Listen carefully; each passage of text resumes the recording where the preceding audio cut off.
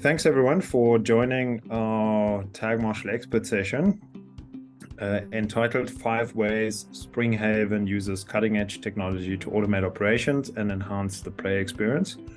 My name is Bodo Sieber, the CEO of Tag Marshal, and I am delighted to have Forrest Lederer with us, the Director of Outside Operations at Springhaven. Forrest, how are you this morning?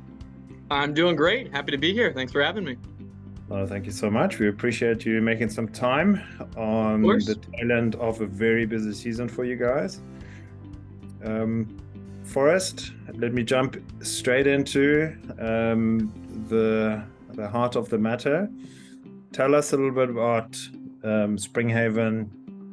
You're obviously situated outside of Philly. A bit of snow today, I believe. Mm-hmm. Tell us about the Mm-hmm. club and also how you got to be there and fulfill the role that you're currently in. Absolutely. So a little bit about Springhaven. As you said, we are located in Wallingford, Pennsylvania, which is about a half an hour outside of Philly. We were founded in 1896. We were the first golf course in the nation designed by a woman, Ida Dixon, in 1896. A little bit about the course itself. Springhaven stands on the shorter side, measuring just over 6,600 yards with a par of 70. Some notable things about our course, with fast green complexes, very tight tree-lined fairways, 80 plus bunkers, and 5 holes with water hazards. Springhaven can be very daunting. If you're kind of standing on the fence line looking in, it looks relatively flat, but the course really does place a premium on good tee shots. And like I said, we kind of pride ourselves with, kind of putting as many hazards out there as we can. We think it makes things interesting, definitely. The members enjoy the course on their own terms. There are no advanced tee times. We haven't ever had tee times since 1896. Members are welcome to walk and carry their own bag, take a golf cart, or take advantage of our caddy program. That's a little bit about Springhaven. A little bit about me and how I ended up there. I have been there for 8 years. I started in 2015 as a bag room attendant. I just saw a flyer in my high school. It was just on a chalkboard, and I was looking for a job at the time. So I, called, and I ended up getting the job. I just kind of bag room attended for a number of years. As I started getting older, I wanted more responsibility. I felt more comfortable at the club. I knew more members. I pretty much knew all the policies. So I started managing the tee in the afternoons. I was kind of more of like a de facto manager on duty type situation. Then in 2020, I was promoted to the assistant caddy master, just kind of assisting our director, kind of doing the day-to-day stuff. He was more big picture stuff. I held that role for 2 years. Then in March of 2020, our previous director took another job at another club, and having so much experience there, having worked almost every single job that you can have in the outdoor operations department, the governing board of our club asked me to take over the department. So I just finished my second season as director of outdoor operations at the Springhaven Club. Fantastic. Thank you so much for the intro, and well done also on your personal journey. And I do think that there's a lot to be said about really earning your stripes at a course like that, right? And it's wonderful to see that you've been given the responsibility multiple times and just stepped up. And may your growth Absolutely. continue. One of the things I believe that's maybe pertinent is that you studied quite a technological subject, which I think stands you in good stead. Yes. Yes. I attended Syracuse for 2 years. When I was there, I was in the IT school. So that kind of got my foot in the door with just getting used to learning new programs, being able to kind of see how everything is different and being able to sit down and just focus on this and just think in your head, I'm not going to walk away from this until it's implemented, until it's effective, until everybody's happy with it. So I got a ton of experience, in the IT school for 2 years. So when the board came to me and they were kind of pitch tag to me and what I thought about it, I told them that I think it's a great idea. more than happy to implement it for them, and definitely have all the experience. I'm confident in doing so. Yeah. Nice. Look, I'm actually seeing this more and more where an experienced, more senior manager at a course will say, well, what does my team need to be successful here, right? And the team obviously might be guys or ladies in their late 20s, early 30s, and they're just used to running things with technology. So it's like, well, if I want my team to be successful, then we give them the toolkit, and everybody wins. So it's great that this is exactly what happens on your side. Mm-hmm. We're here today to obviously explore a little bit what Springhaven Club has been able to do. For our guests, if you have any questions for us, please shoot them through in our Q&A. We're also going to ask for a bit of participation here or there with a little poll. For the rest of it, this is a conversation, right? So feel free to chirp in if you have any suggestions or questions for us, and we'll try and answer. Let me jump ahead before we dig into Springhaven and do a very brief introduction to Tag Marshal.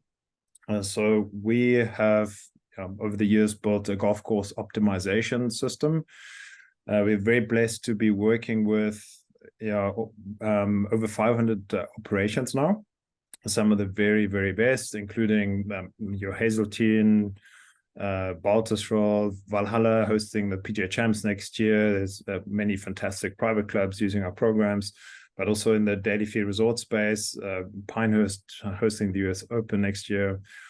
Our very first partner actually was Erin Hills, that shot to fame when Brooks Koepka won the US Open that they hosted in 2017.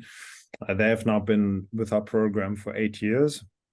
And we also have some fantastic partners over the pond in Ireland and Scotland with Hinge, Kings Barnes, many others that you have hopefully on your bucket list. So the main thing for us is that we get to work with some of these amazing operations and also really good forward-thinking managers, and then we get to learn from them and bring back those learnings through our platform, through our systems, through our strategies back to the core of the market. And this is where most of our customers are at home, right? The middle of the road, really a good $50-$60 daily fee course, or just a really good, decent private club down the road. So this is a little bit about us. We are Atlanta headquartered, and as you can hear, my accent is not very southern. I am German, born and raised, so I come with a lot of efficiencies and no sense of humor. That backfired. So Forrest, before we start digging into what's important for you guys from a technology point of view, let me ask you, what do you feel are the key golfer experience factors, both yourself obviously having played the game for a while, assuming you play with friends or family here or there, but also having been a manager of many members of varying ages, of varying needs. If you're looking at this list down here, and while I'm going to ask you, I'm going to launch our little poll to ask our audience as well. If you had to pick 3 items to focus on, which ones would be the ones as a player, but also from a management point of view? They might be the same, but how would you answer that? Yes, of course. So as a player and as a manager, I would think that number 4, pace and flow of play, is probably at the top of both lists. As a player, it can be infuriating playing and knowing that your round is probably going to be 4 hours and 20 minutes or something. You might have to cancel something in the afternoon. So as a player, that can be not very fun. And then obviously, as a manager, it doesn't feel good when members come off the course and they say that to you, and it's not a very good thing to hear.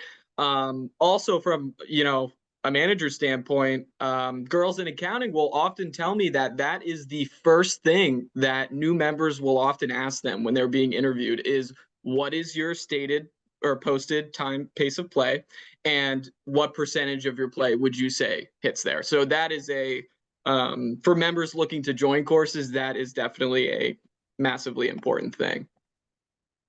And then things like course conditioning, course design, are definitely very important from the manager end. I would say other stuff from, the player end is probably number 7, cost and value, and Sure. number 6 is accessibility and tee time availability.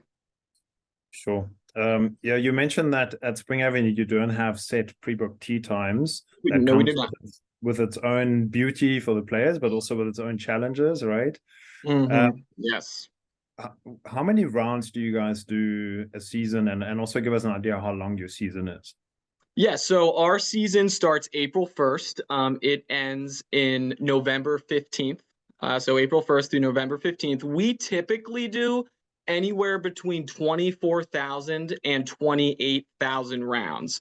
That is something we are extremely proud of at Springhaven, given that we do not have tee times. We kind of have a policy called the queue system, which, I don't think I really need to explain all that, but that we've invented sort of weird policies to get around not having tee times. And they work pretty well. They work very well as of now. And yeah, 24,000 to 28,000 we think is exceptional for not having tee times. The fact that we can get that many people out on the course is wonderful. Yeah, no, well done. I don't know if you saw, Forrest, our audience believes course conditioning and pace and flow of play are tied tops, and accessibility, tee times availability, number 3. So there's a very clear trend here. So just to underpin a little bit what the industry data reveals here. So we have 2 big surveys and sort of data mining results here. One on the left, which is from the NGCOA, the National Golf Course Owners Association. They did a golf business pulse report, and they were looking at what are the operators, the people that own and run operations, what are they considering the top player experience factors. And here's your top 5 list, right? Conditioning of the golf course, number 1, 95% of operators are saying we got to pay attention to that, top priority. A welcome attitude towards women, 85%, and very close to that at number 3, just 1% point off, pace of play. So the next 2, physical beauty and aesthetics of the golf course, that to my mind is conditioning/design, and then the next one is cost and value, right? So one could deduce that if conditioning is good and the pace is good, that's already value, right? And then on the right, you have what purely from a player's perspective, where the USGA went and quizzed thousands of golfers and asked them what's important to you guys from a crucial enjoyment factor point of view. And they found, again, conditioning of the golf course, number 1. Accessibility, who's in my playing group, number 2, and number 3, pace of play. So both sides, obviously the players are actually key here, because that's who we're serving, and the operators are considering at top 3. You pegged it right to the top of the list. I'm sure that it's been over the years that you've been at the club, it's been a big discussion point, like at many turns, right? The pace question. Yes, yeah. I mean, arguably comes up in every single board meeting. Like I said, every new member will ask about it. Let's see. I mean, when organizations come to do, outside events, that's something they ask about too. It's on everybody's mind. It really is. So, and this technology is a huge help for that. Great. Yeah, because look, time is is a huge thing for all of us, right? So it in fact, it's probably the single biggest factor why people don't play more golf, right? Because it takes a long time. So when we do play, we want to make sure that there's a good flow and that we're not going over our allocated time budget. So that's why everybody asks, how long is it going to take me to play here? And if it goes an hour over, you'll know all about it. Yeah. There's one more piece of research here that's quite interesting to look at as well, and that comes from the USGA again, that worked with the University of Wisconsin. And the lady who presented this here is Christina Schoonhover. She's a professor at the University of Wisconsin teaching golf management, but they're also really focusing on member guest and customer experience studies in particular. So they were tasked to find out what are the experience factors in a round of golf and which ones matter the most in the study that was then published at the Golf Innovation Symposium. And they found, firstly, that there's 1,000 touch points in the player experience, which sounds crazy. But if you think about it, every single step a player takes to go play around, and that might include loading their clubs in the trunk or calling in the clubhouse or booking their round online, driving through the gate, getting greeted in the pro shop. All of those things are touch points, right? All the way down to are there restrooms out on the golf course? All of these things are touch points, right? And what the study found is that the top ranking in terms of factor in terms of delight and the bottom ranking factor in terms of frustration for players are both pace related. So it shows how polar this subject is. So the bottom ranking 2 points were other people's speed. So if other people are slow or I'm perceiving like I'm being held up, it's infuriating to players. That's a word that you mentioned earlier. And the corrective pace of play actions, which is the classic Marshall comes over and grunts, hey guys, you're slow, get on with it, is equally as frustrating to players because very often they feel like it's not them, it's a group in front of them. And they will find a million reasons why they shouldn't be talked to like that. And then on the flip side, positive ranger etiquette receives a top score, even higher than conditioning.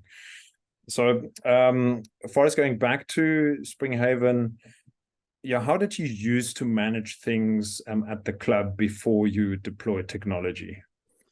Before we had Tag Marshall, we kind of put an emphasis on members policing themselves. Which, as I say that, you can probably tell that only works so well, that only works to a certain point.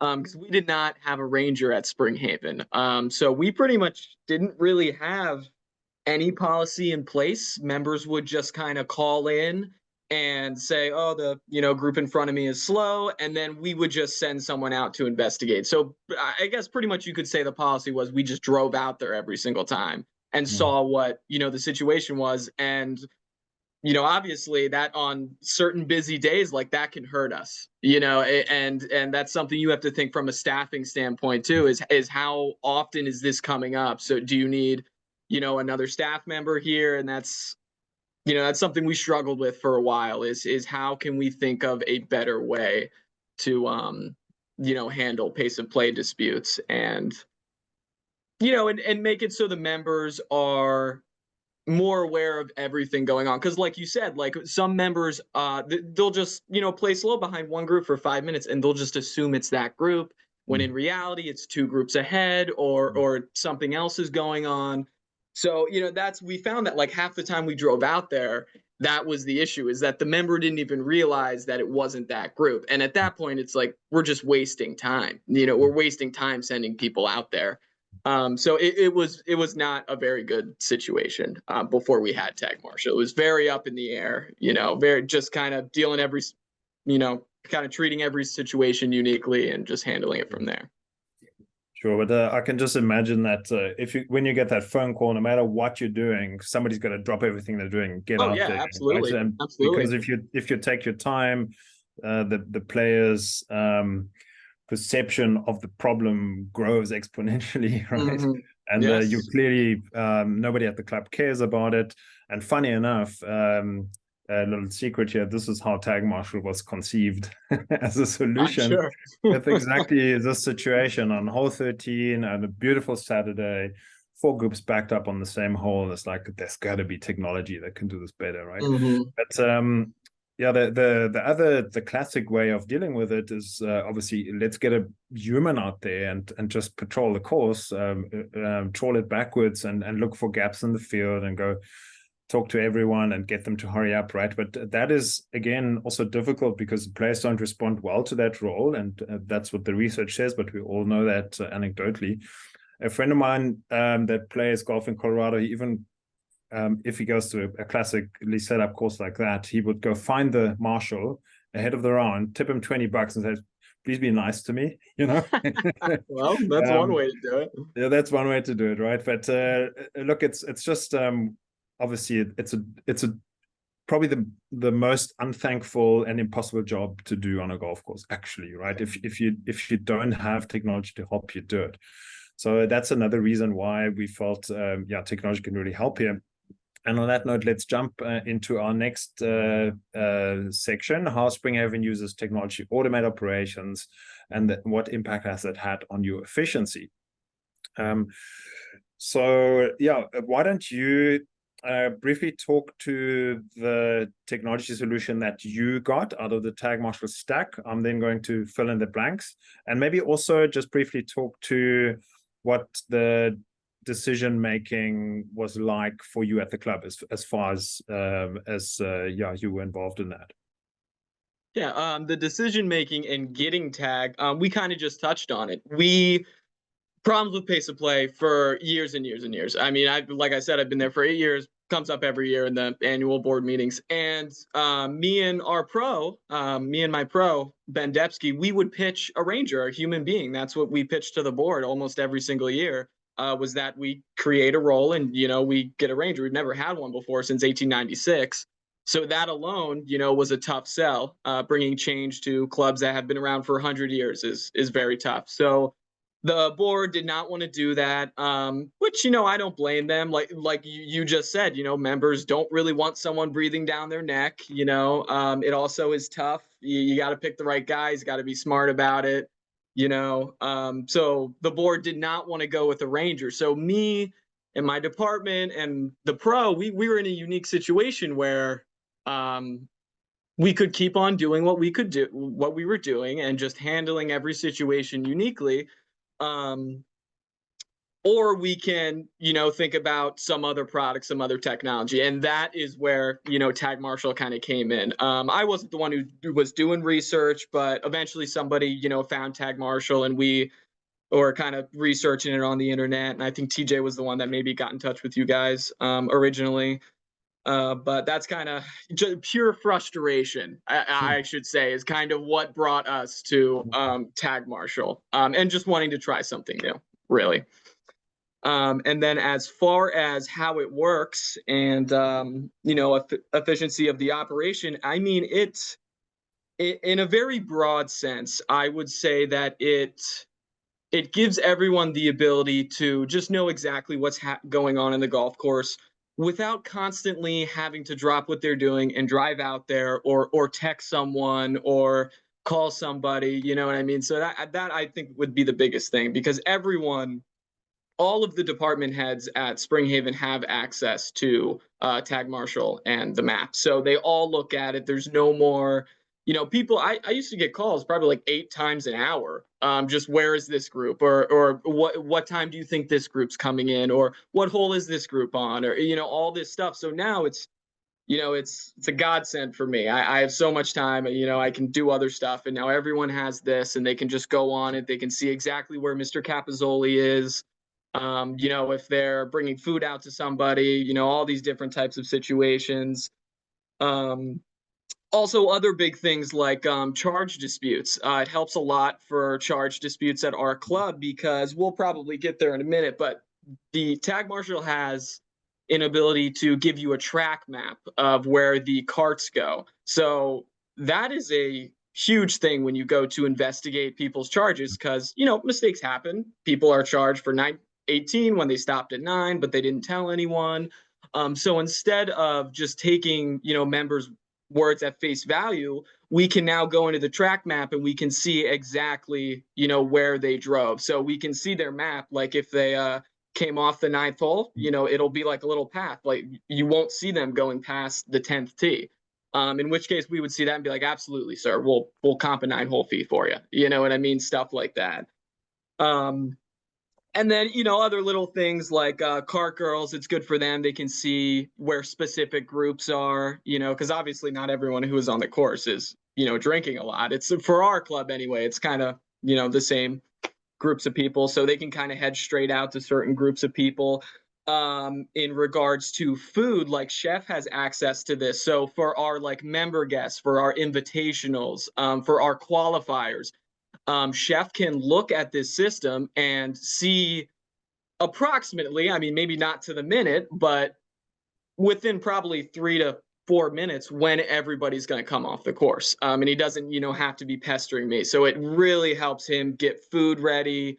And that's one thing that came up actually in a meeting we were having the other day. Our director of events said that people felt like in the past couple of months, like the buffets were ready when they should be, you know what I mean? And stuff was kind of out, when the first member walked in, like it was already out, as opposed to when 40 members are already in and then now it's getting placed out. Does that make sense? So that helps Chef a lot from that standpoint. And then, yeah, sorry. Yeah, it must seem like magic to your members, right? That all of a sudden the timings just map out. But Yes. meanwhile, all it is more information and a line of sight for your team, and then they can do their jobs better, right? Mm-hmm. Yeah, absolutely. Okay. Some of those screens that you start describing, the track map we're going to look at in just a minute, and I know there's a number of use cases that answer some of those common challenges. If you'll allow me, just a very brief overview of the system. Obviously, at Springhaven, you guys ended up selecting the screens and putting them in your carts. Yes, but we you did. also have quite a bit of walking play, and on some days it's majority walking, right? So how are you handling that, and how does the system help you handle that? Yes, so we have 27 walking tags. I call them caddy tags mostly because most of the time we give them to the caddies. And yeah, that is great to see where the walkers are. Pretty much what we do is we just give one walking tag to every group that doesn't have a cart in it, so we can get a time for them. And it's fantastic. Before, you didn't really know where the walkers are, because you can kind of look out on the course and a cart stands out to you. You can look across the fairway and you can see a cart, but the walkers, they're behind a tree, they're over here, they're over there.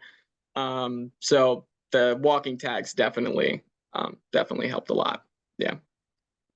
Great. So what happens is these units, they send data to our cloud servers, and there the information gets analyzed and processed, and then it gets sent back to course management. And like Forrest said, virtually everyone at the club who's part of management has got access to the back end, and they can do that on their smartphone, on a tablet, on their computers. Some clubs even put a big screen TV up in the clubhouse because they want everyone to know that, look, there's a system in place, and we want to take care of you, and we've got policies around our pace. So you're going to be on the map the moment you play. So there's a live map, which you can think of as a Ways or Google Maps for what happens on the golf course. And then there's the underlying data that helps make better decisions in hole-by-hole run times, and how's a day run in terms of key times of day, and also where are the sort of common choke points and how can we work around those. So all of those data points are important, and they help make better decisions, especially over time. But first, let's jump into a live map and what a day at the Springhaven might look like for you and the team when it comes to actually looking at the map and then making a call how to manage things. So we've set up a scenario here, and if you wouldn't mind just explaining to our guests on the webinar what it is that you guys can see, and then how you handle things. Of course. So you can see all of these numbers on the map here are individual tags. And if you look over on the right, it gives you their names for them. So, it says Ryan Reed, Mike Smith, all that. And that's information you have to put in there. Obviously, you have to put it in there in the Tee Times tab.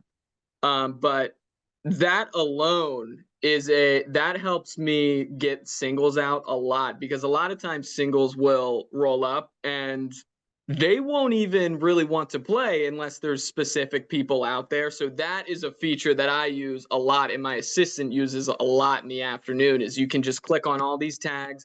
You can see exactly the number of people. And so that kind of helps us put singles out, on 10 with people they like too. You know what I mean? Because people, for the most part, they don't want to play with really anyone. They want to play with specific people. So that's a feature I use all the time. Then if you look down, that's another thing you're going to want to look at. So it looks like tag 17 is -6 minutes. -6 minutes. So that is pretty good.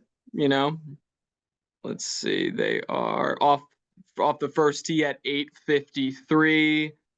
Yeah, so they're magenta. So I should tell you about the colors too. So green means that you don't really need to worry about them. They are on pace. They are either above pace, they're playing faster than the pace, or they're on pace. And then magenta, correct me if I'm wrong here, that means they are kind of on the verge. They're like becoming a problem. And then magenta is the head of the snake, so that is a group delaying others already, right? Yeah. So that's the one you want to catch. Yeah, so you definitely want to send a message to number 17. And then you can do that in the two-way messaging app. When you send messages, this is extremely helpful because we were just talking about it the other day. You can kind of let the numbers do the talking. You don't ever really want to say a member's slow. I would use the words out of position is what I often say. And then you can just click on their, tag and send them a message super quick, and that'll pop up on their screen, and they have to acknowledge it pretty much, or you can see whether they acknowledge it in the history section, which is another really good feature. You don't really want to be sending messages to people and not knowing if they're seeing them or not. Definitely. So that's another good one. And then if you go down one, you can see kind of their split on the holes. So it looks like cart number 17 did pretty good for the first two holes. They're keeping on with pace. And then looks like maybe the next three holes, maybe they lost a ball, maybe they were in a bunker for a few minutes, stuff like that. So, and that's going to help Charlie, our greens crew guy. He can kind of see where the problem holes are, where people are getting held up, stuff like that. If it's a par 5, that's definitely a factor, on that course. Cart path only, stuff like that too. But yeah, I mean, the map is absolutely great. And you touched on it.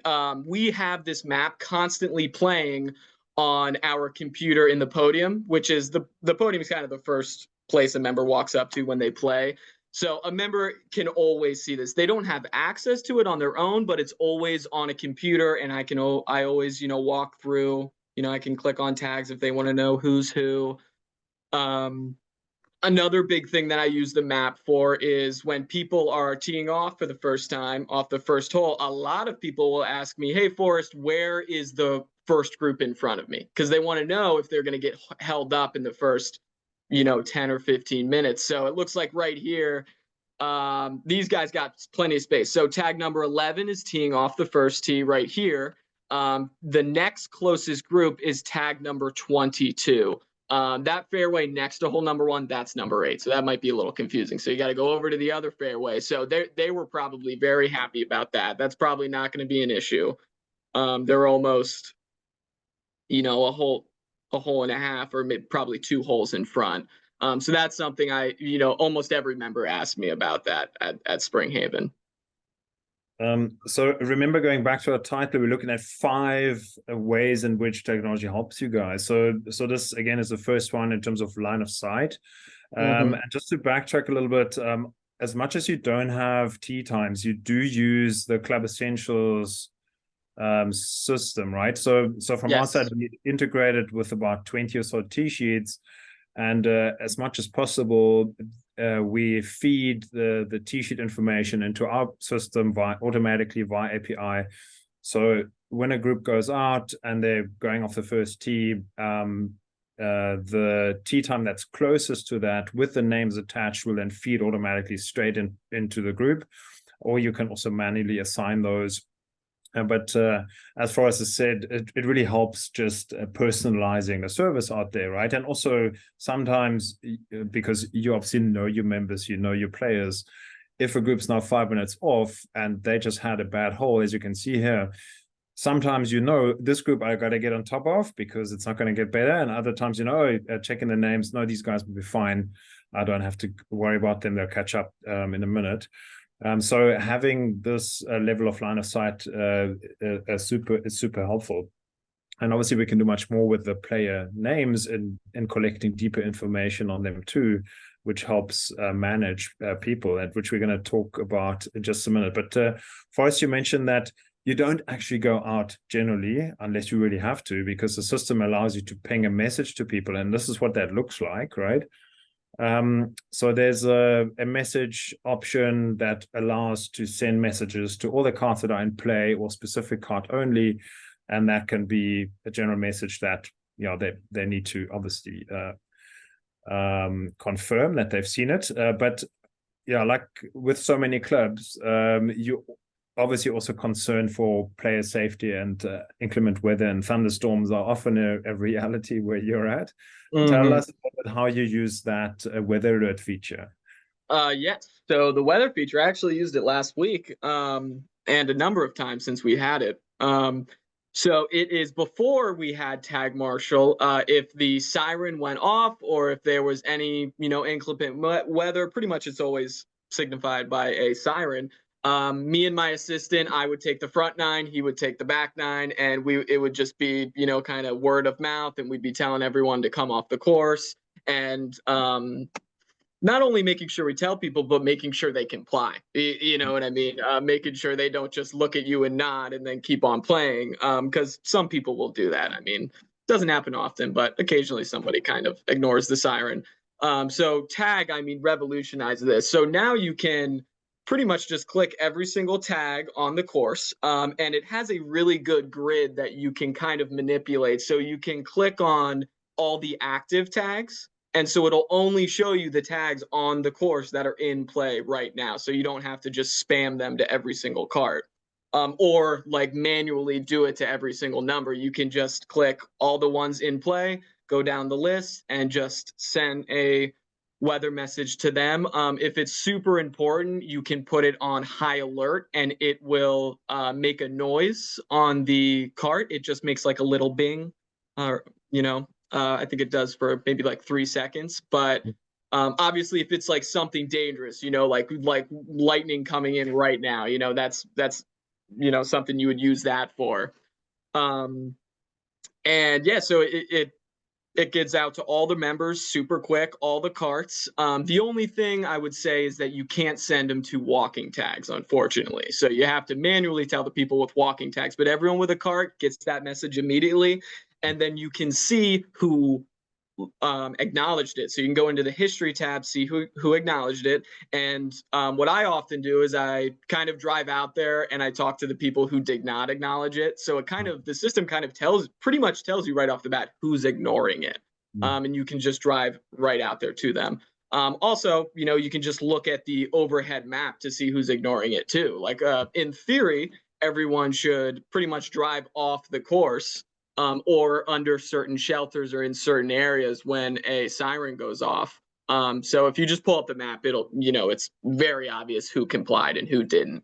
So that is a feature that me and my assistant absolutely love, is that, we don't have to put on all the rain gear and, drive out there for 20 minutes talking to everybody anymore. We can just bing, bang, boom, send it out, and then, catch the stragglers if we need to. Great. So look, that's exactly what technology is supposed to do, right? It's supposed to automate and help you be more efficient. And one of the things maybe worth mentioning is that the players obviously have this interactive interface now that actually tells them about their pace status. And very often this color here changes to magenta or red depending on their status. Very often that helps with self-management. But I know one of the things that your players really also appreciate over and above, obviously, the range finding and all those good things, is they want to know where the drinks cart is, right? And they can actually see it on the map. Yes. Yeah, that's something we started doing. I kept on getting calls almost every day, a lot on busy days. And members would just be asking me where the cart girl is. And then one day I just thought to myself, I was like, why don't I just put one of these tags on the bev cart girl, and then you can give them a designation in the devices tab. You can say ranger, bev cart, management. I think there's one more. I forget what the last one is. So I just did that one day, and then the response was great. I mean, nobody texted me anymore. I had multiple groups in a row say to me, Forrest, like, how come we can now see where the bev card is? This is great. You know, they know when she's like 2 holes behind. So they don't have to call in and, you know, have me drive out some beer to them. You know, they know they can just wait 5 more minutes and get the cart girl. Or if they neglected to ask about the cart girl before they teed off, which most of the time I tell people before they tee off, but, you know, sometimes I forget. You know, instead of calling me or waiting 20 minutes to see if they see her, they can just zoom out and kind of manipulate the map to see where she is on the course.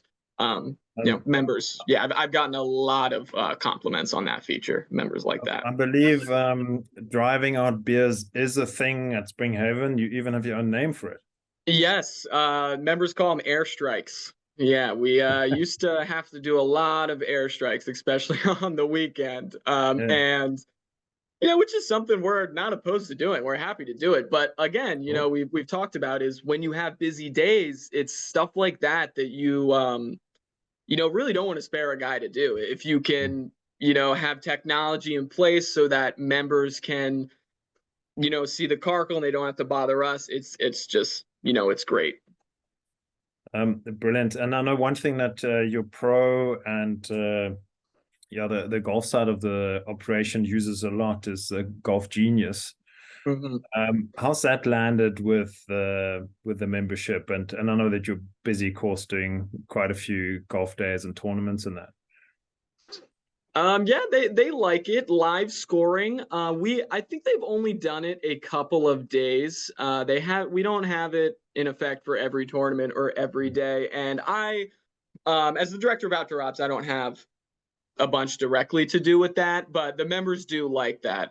They definitely like that because we have a monitor most days sitting on a little table in front of the pro shop where everyone pretty much comes off the course.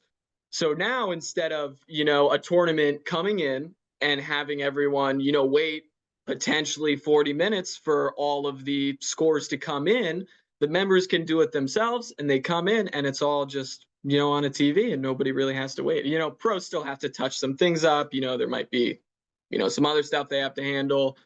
But it really speeds up the whole process. You know, the pros aren't really frantically like, you know, doing math on the scorecards, you know, for 75 scorecards in a row.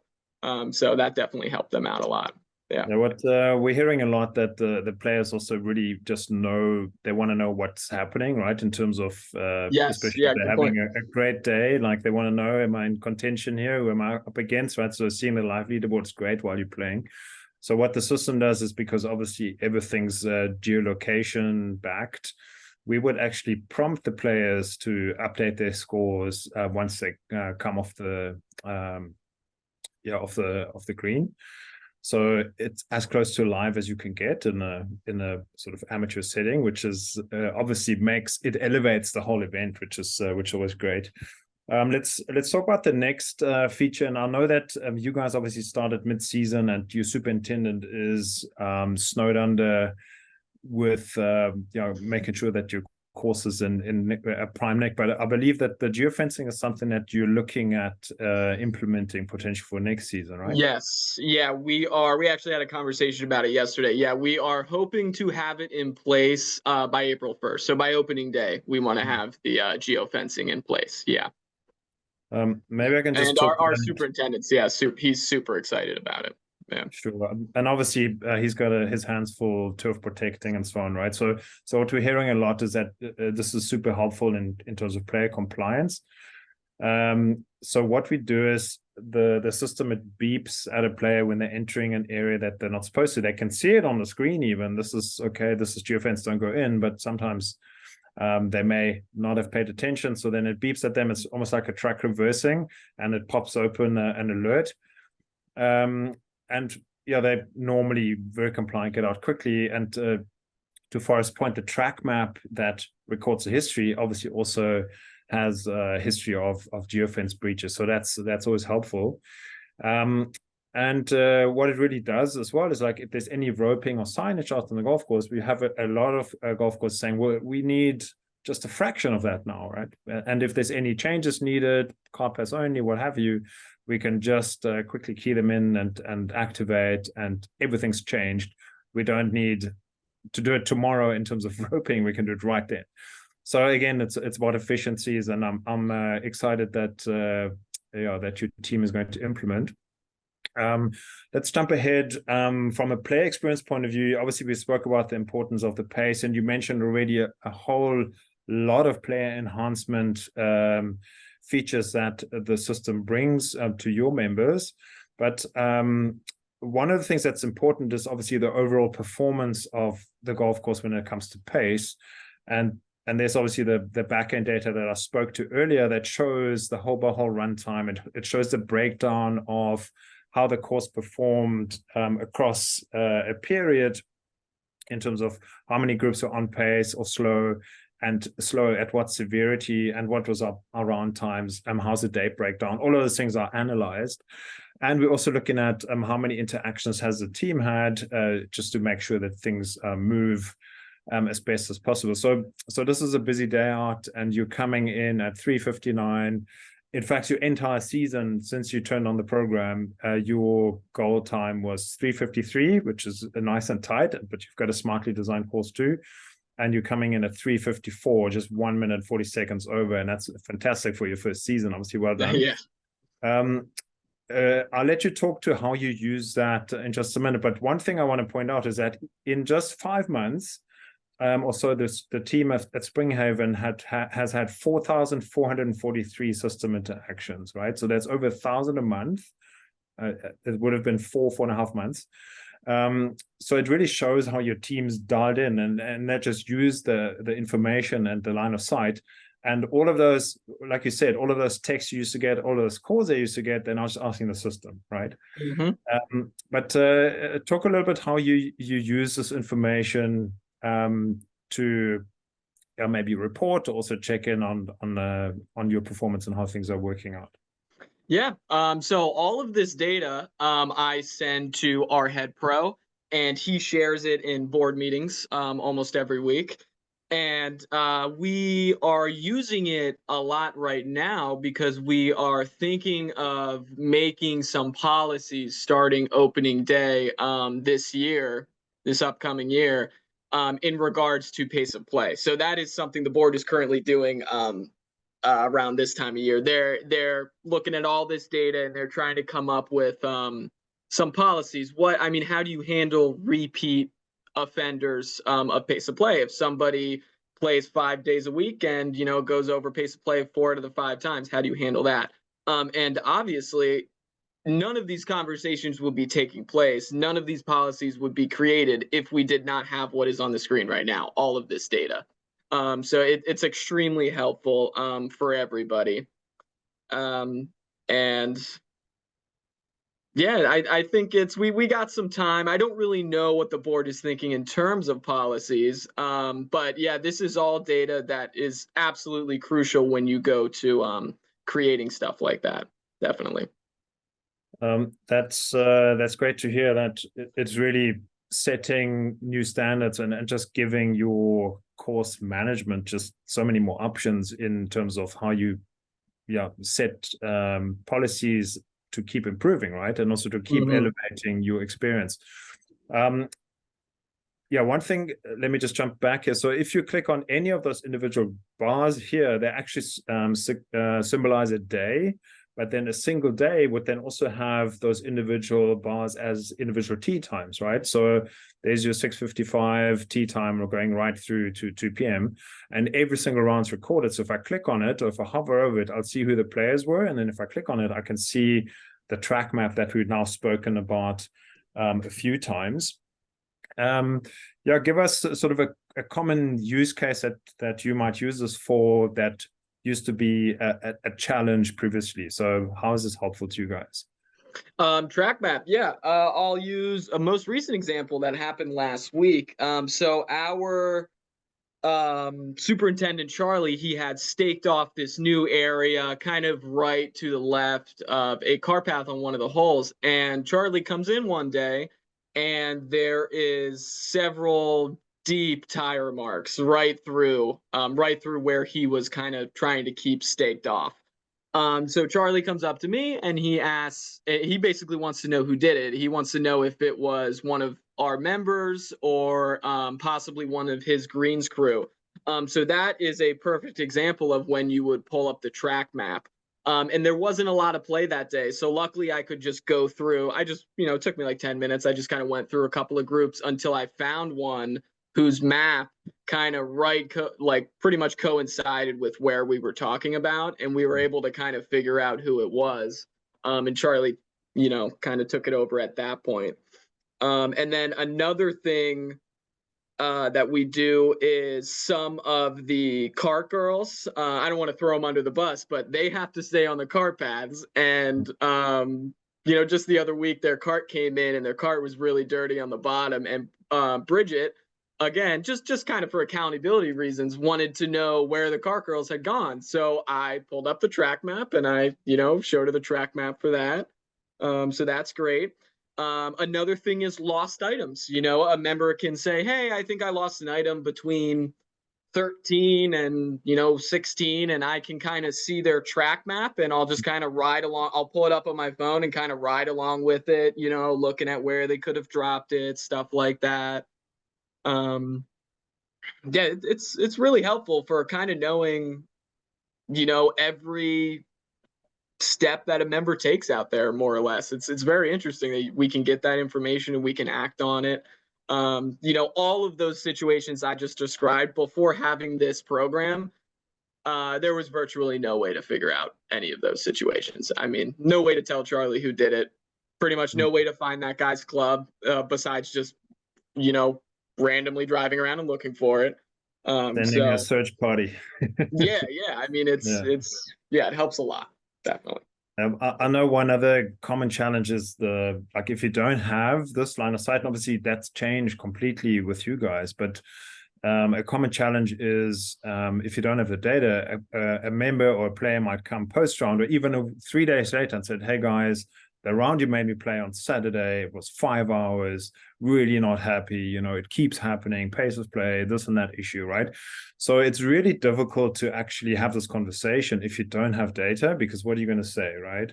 So what we're finding often is that it's very helpful for the for the pro or for whoever's in charge to then say, okay, just remind me, what was your tee time, or when did you play?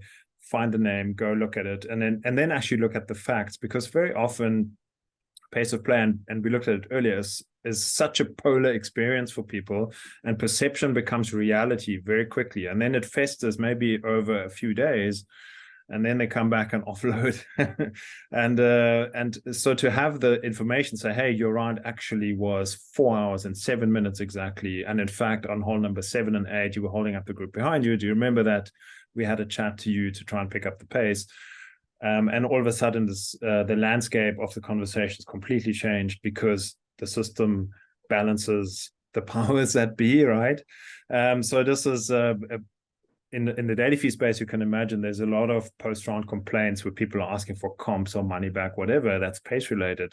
And again, that completely changes the conversation, because a manager might just take a screenshot, send it back via email, say like, okay, this was 3 round, you actually finished 6 minutes off pace, but we'd love to have you back. So we are talking about the sort of data depth, and obviously you can see that the player names tag alongside into this track map history too, but then over and above that, every single round that's recorded, we also have the pace status of those groups, right? So end of season, end of month, you can really look at who are our pace setters and who are our more concerning members, right? And then again, this might help having educational conversations, or it might even help assigning which players qualify for which tee times, right? And this is, I believe, is something that you've also started to look into. Yeah. So from a tee times tea times application for you, obviously not having technical tea times, you've got to put a bit of effort in to make your day work. But Yes. I'm pretty sure that having this level of information and having not just anecdotal inklings, but actual evidence would probably be quite helpful when it comes to assigning, especially certain key tea times to certain players. How's Yeah. that working now that you have this, and is it helpful to you? It absolutely is. Yes. Before, when we didn't have tea times, it when it came to pace of play, I was just recording it. I would just write it down on a piece of paper with my hands. And then, you kind of spoke to it. When members come in after their round, they might think they, played a lot slower than they did. And a lot of times I would tell them what I had, and they wouldn't. It's easy to say to a human being, I think you're wrong, or you didn't, maybe you weren't accurate, or we were talking for 5 minutes by his car, maybe you thought you were timing that. So that is a, huge help, that I can just point to the data and say, hey sir, like this was your time. So it's hard to argue with data, definitely. And then regards to getting everybody's pace of play for rounds and rounds and rounds, and you kind of can get like an average round time for them. That is definitely something that I consider when we go to decide who gets off the tee first.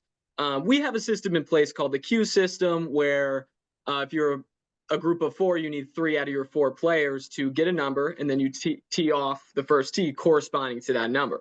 Now, if what happens a lot in, on a busy Saturdays, is people will all kind of roll up at the same time, like 4 cars will all kind of roll up, and, all the foursomes will get out. So at that point, it's kind of up to me, to decide who, is teeing off first. And that is where this data comes in. That is where I look at this, and I always try to shoot, the fastest guy off and the next fastest guy off, and try to formulate it in a way that everybody's times kind of work with each other, and everybody's kind of happy. And all this information goes an extremely long way, definitely. Yeah, that's great to hear, because and you obviously, that's why you do it, right? If you can start your day well, you're setting yourself up for success, right? If you start your day with a problematic group, even they may even have been there first, Yeah. that it's so much more effort to try and keep the day going, and you almost have to make a decision for the greater good sometime. We're nearly at the end of our hour. Just one more thing that I know that your superintendent might be interested in for next season is he can actually put the pin location in our system, and then it will show to the pin yardages. And the other thing that's interesting once you start styling in is what we call a heat map, which shows where the sort of critical wear and tear areas where carts spend a lot of time, where sort of compaction risks are, where do people cut across certain areas, where do they never go, right? Because that might be provide an ability to save a bit of maintenance budget. And then also, like you said earlier, the harbor hole runtime, and sometimes maybe we place an extremely tough pin position rather, if we've got a lot of play, right? And that may not be the right decision. So to then really track back and say, what have we actually done for a hole to really spin out and go 5-6 minutes over and create bottleneck, and what can we learn from that, and can we do it better next week? So those things we here often really also tie the golf team in more closely with the superintendent team, and because they're all obviously working towards the same outcome, and it's nice that technology can add value. So last question for you, Forrest, and thank you so much for the insight. And how have members and staff responded to the implementation of technology? And again, just to bring everyone on the same page, you guys only started mid-season, right? In around about August, and it hasn't been a long time yet. But what has the initial feedback been from both members and the team? The initial feedback, I mean, has been great. Yeah. Part of it, I will say, I'd like to extend, a thank to our team. I think we really did a good job hitting the ground running and getting this system going right from the start. So I think that's a big part of why people liked it. I think if they got on a cart and the map wasn't very, it wasn't accurate, which is something you guys helped us a lot with too. When we first got Tag Marshall, we were in the middle of a renovation project, so we had to change the map on the tablet. I think we changed it 2 or 3 times, and you guys helped us with that. I mean, I think you guys did that like the day we asked. It was like on the spot. So again, all that kind of helped us to hit the ground running. But the members, for the most part, they love it. I mean, I have people come up to me. A lot of the older generation will say, "Forrest, this is great. Like, I don't need to bring a rangefinder anymore. I'm always leaving it in my car or leaving it on the thing. I don't have to bring that anymore. This is great." A lot of the juniors like it when they play with their dads. Just the other kid, a dad. Every driver that his kid had, they drove to the drive, and then using the map, they clicked on the tee. And he said that his son really liked to be able to see exactly how far he was hitting his drives. Granted, if you had a rangefinder, you can just do it with a rangefinder. But again, that just speaks to the ease of this technology, is that now you don't have to bring that. And now if you forget it, it's there if you need it. So the members like it a lot. Also, I've had a number of people say that it saved them from like yelling at somebody, essentially. I had a member come up to me just the other week and he said, Forrest, I was this close to driving up to, Mr. Whatever and yelling at him. And then I looked at the map and he said he kind of manipulated it and looked to the next hole, and there was a bottleneck like around the blind corner that he couldn't see. So he just said to me, he was like, Forrest, I like that because I like was this close to going up to that group, like thinking it was them, So again, just speaking to, sight lines and letting members be aware of everything on the course, and not just, the initial shock of something happening and then, immediately calling somebody. They can kind of, see the reason for it. Definitely. Staff love it too. I feel like I touched on this before, but yeah, like our director of events, our chef, myself, my assistant, Charlie. I mean, everybody uses this technology on a daily basis. I mean, you can look at our interaction numbers, the 4,000 interactions. So we absolutely love this system. The members do a lot too, definitely. And one thing I will say, the one complaint that I got is, and it's not even a complaint, it's just funny. I had a couple members say to me, "Oh, well, is Big Brother watching us now? I don't like that Big Brother's watching us," like in regards to the, because it's timing their pace of play. Yeah. But that's not a complaint. That's just a member making a joke. People love this system. I love this system. I have not had a single member come up to me and say, "Why did we get this?" Yeah, I think it's very evident 2 holes in why we got it, from a member standpoint. No, great. And well done to you and the team for implementing it so quickly as well. And I think your season 2, now that everyone knows the ropes, you're just going to take things to greater heights, and you'll have obviously, you can compare your performance over time, and also obviously your members are much more familiar with it. So it's going to get even better. To your point, one of the things that we sometimes hear that members are saying, "Well, I don't want to be tracked." The way to answer that very often that works is that, well, do you like a fast round, right, where you don't get held up? Yes, I do. So that means you would agree that we need to track the players in front of you so they don't hold you up. Yeah, please do that. But look, for us to understand whether you're being held up or not, we also need to put a tracker on you so that we can ensure that the guys in front of you stay in front of you, and you get the best round possible. Does that sound okay to you? And I said, yeah, if you put it like that, of course, put a track on me, no problem. Yeah. I mean, everybody sees that it's definitely something worth doing. Yeah. Fantastic, Forrest. We've had one question around what I've already answered it on the go earlier. What kind of internet speed is required to operate all of this? And I said that actually our units all have their own SIM cards. They all talk to the internet independently. So that's not a concern. As long as you have any sort of cell reception, we normally find the best network, and our SIM cards are multi-operator. So anyone, whether it's AT&T, T-Mobile, will make it work. And then there was one other question that has just popped up, and I think you may be able to help me answer that.